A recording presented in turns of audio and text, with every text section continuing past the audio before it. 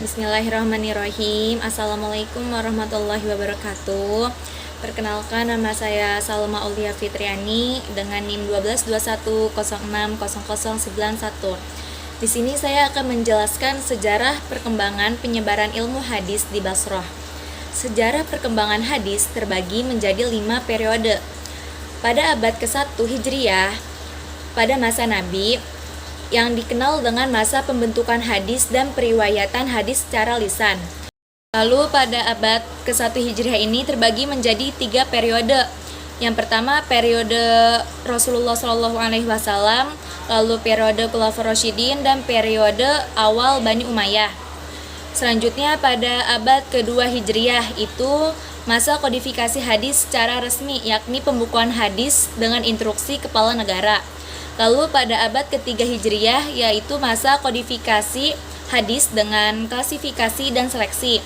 Lalu pada abad keempat sampai 7 Hijriah adalah masa sistematisasi hadis dan kitab-kitab hadis.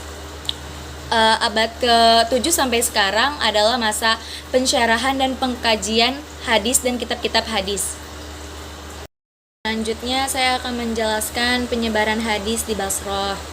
Salah satu kota penyebaran hadis adalah Basrah. Para ulama di Basrah pada saat itu merasa keberatan untuk menulis hadis.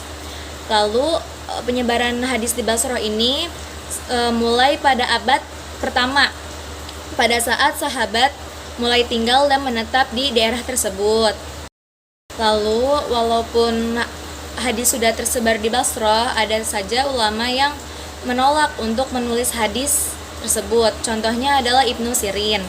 Lalu pada abad kedua, para periwayat-periwayat di Basrah ini mereka berkontribusi untuk menyebarkan hadis.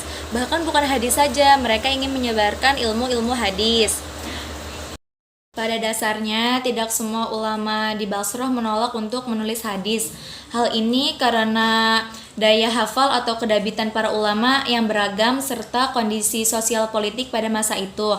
Pada masa itu juga terjadi pemalsuan hadis karena ulah kelompok-kelompok yang fanatik terhadap mazhab.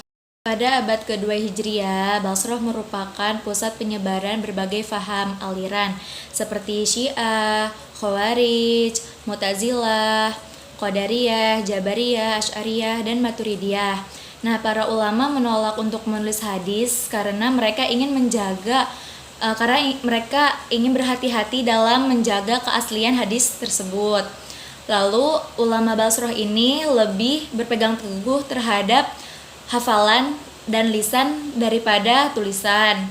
Nah, para ulama Basrah mengajarkan hadis-hadisnya ini ke periwayat-periwayat Basrah yang menjadi muridnya.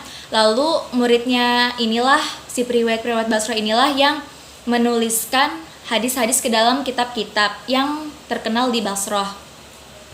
Selanjutnya, tokoh-tokoh yang terkenal dalam menyebarkan hadis di Basrah dari kalangan sahabat, salah satu contohnya adalah Anas bin Malik. Dari kalangan tabi'in, salah satu contohnya adalah Hasan al-Basri. Dari kalangan tabi'ut tabi'in, salah satu contohnya adalah Syu'bah bin al-Hajjaj. Demikian yang dapat saya sampaikan, kurang lebihnya mohon maaf bila ada salah datangnya dari saya sendiri dan bila kebenaran datangnya dari Allah Subhanahu wa taala. Billahi wal taufiq wal hidayah. Wassalamualaikum warahmatullahi wabarakatuh.